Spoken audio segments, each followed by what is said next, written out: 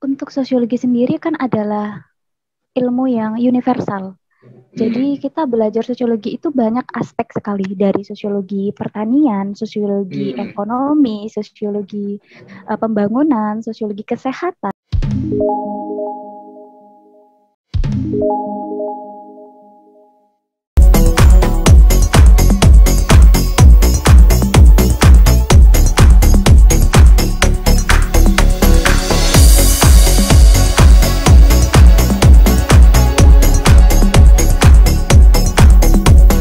Nah, ini ngomong-ngomong jurusan yang Anda pilih kan kemudian sosiologi. Apa sih kemudian menariknya sosiologi menurut seorang Uca ini? Nah, menariknya tentang sosiologi itu awal mula karena saya memiliki orang yang saya sukai. Orang yang saya sukai maksudnya guru saya. Guru saya ketika mengajar sosiologi itu mengalir dan menarik. Karena beliau mengajarkan bukan hanya kepada teori-teori, tapi juga realitas kehidupan sosial kita. Dan kita selalu bersinggungan dengan masyarakat. Beliau selalu menjelaskan bahwasanya sosiologi itu adalah ilmu yang sangat erat sekali kehidupannya dalam kehidupan kita. Bahkan ilmunya pun bisa diterapkan dalam kehidupan sehari-hari. Misalnya, kita bertemu orang yang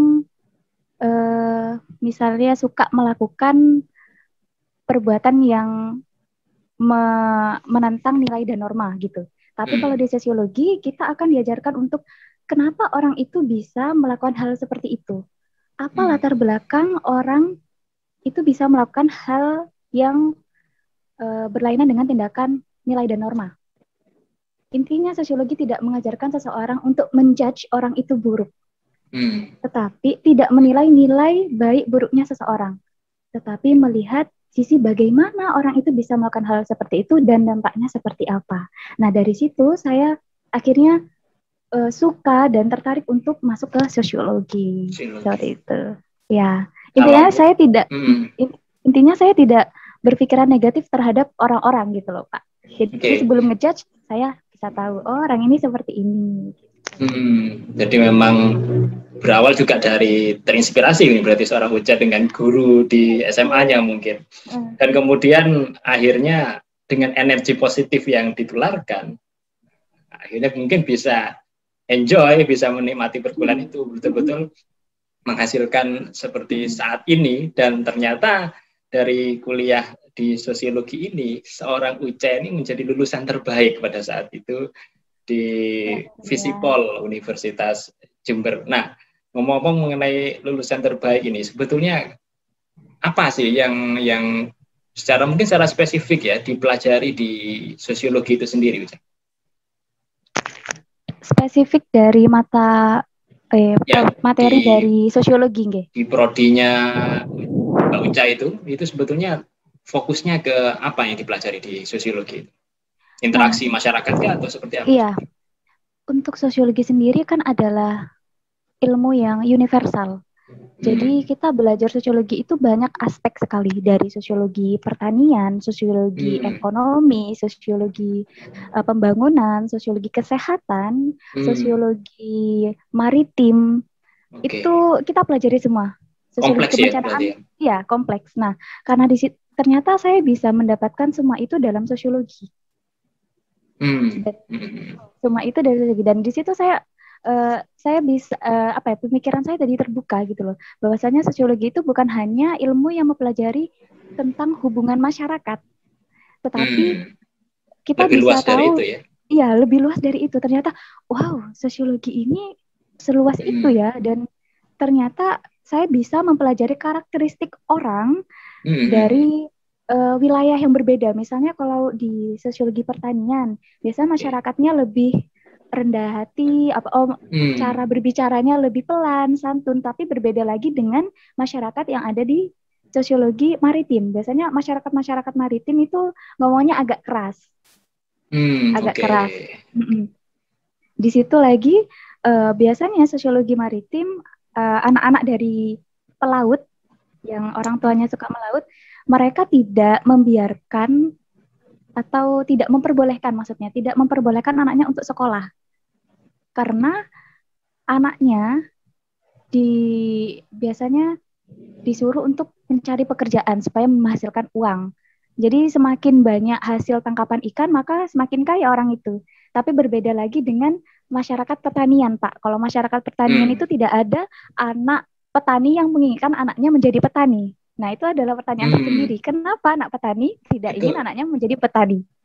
Justru di bidang pertanian anaknya tidak mau jadi seperti orang tuanya itu ya di pertanian. Iya, dan ini menjadi topik menarik saya mengangkat penelitian ini menjadi skripsi saya nantinya. Oh, oke. Iya.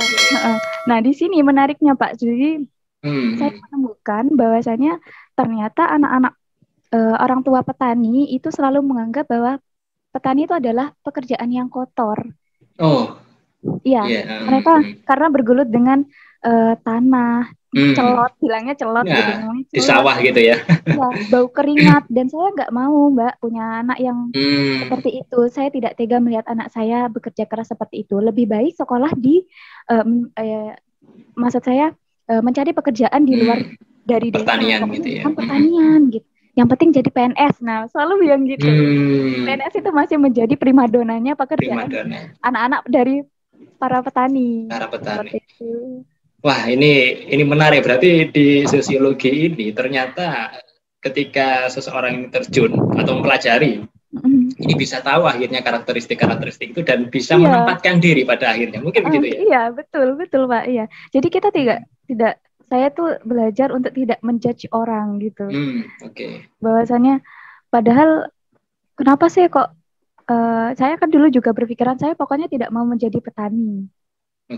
Karena orang tua saya juga ada beberapa sawah ya yang mungkin hanya sepetak saja yang dibuat tanam-tanam padi aja. Tapi saya dalam diri saya tidak mau jadi petani karena petani itu memang pekerjaan yang kotor. Saya nggak mau kerja-kerja yang kayak gitu. Dan ternyata dari sini saya belajar bahwasanya tanpa petani kita nggak bisa makan gitu. Iya, betul. Bahkan kalau seandainya petani ini punah di tanah air Indonesia tercinta, ini impor terus dan ini bisa berbahaya juga itu. dari. Nah itu ketahanan pangan tadi. Betul. Iya. Iya. Nah ini tadi temuannya menarik itu akhirnya orang sektor PNS gitu katanya ya dari segi pekerjaan itu masih menjadi primadona tersendiri. Nah dari sana dari penelitian Anda tadi itu, inspirasi apa yang bisa Anda temukan kemudian yang akhirnya membuka mata hati seorang Uca khususnya dan mungkin bisa di-sharekan gitu ya, sehingga orang itu bisa menempatkan diri dan kemudian tidak bisa atau jangan sampai kemudian menimbulkan judgement yang tidak pada tempatnya gitu. Bisa di-sharingkan. Nah dari sini tuh Pak, saya punya keinginan kalau misalnya saya jadi petani, saya ingin jadi petani modern. Karena petani-petani sekarang, petani-petani di Indonesia itu masih menggunakan sistem yang tradisional, masih menggunakan alat-alat ya seperti parit dan sistemnya ya sangat-sangat tradisional. Misalnya kayak sistem bagi hasil masih sistem bawon, paruh seperti itu kan. Nah kalau yang sistem yang modern, cara meningkatkan produktivitas ya menggunakan alat-alat, kemudian juga memberikan beberapa pelatihan kepada petani-petani yang ada di Jember khususnya dengan cara bagaimana memberikan bibit atau bibit tanaman atau cara mengolah limbah-limbah menjadi pupuk seperti itu. Dan bagi teman-teman yang pertanian, biasanya banyak teman-teman saya yang pertanian nggak mau jadi petani. Padahal kuliah di pertanian ya? Iya, teman saya bilang nggak mau jadi petani gitu karena susah, sulit, gaji juga pas-pasan kayak gitu. Ada yang bilang seperti itu. Tapi sekali lagi, kalau kita kalau kita nggak ada yang namanya pertanian, kita tuh nggak bisa makan. Kalaupun orang tua kita nggak mau tidak mau anaknya menjadi petani, ya seharusnya kita yang bisa menjadi tolak ukur mereka bahwa kita tuh juga bisa menjadi petani, tapi petaninya yang modern dengan cara-cara yang lebih efisien dan juga jangan menganggap rendah suatu pekerjaan hanya karena dia bergulat dengan tanah, dengan matahari, dengan keringat. Nah, Menarik ini, untuk itulah maka kehadiran seorang Uca dan mungkin juga sarjana-sarjana lain ini di bidang sosiologi maupun pertanian ini untuk bisa membuka cakrawala berpikir gitu ya. Jadi inilah fungsinya seorang lulusan sarjana yang berpikir ke depan, wah kalau pertaniannya seperti ini mungkin ya akan diminati oleh para kaula muda ini. Nah tapi kalau kemudian ada inovasi-inovasi barangkali ini menjadi sesuatu yang nanti bisa diminati oleh para generasi penerus di masa depan. Kira-kira mungkin seperti itu ya Mbak Uca ya? Iya betul, iya betul.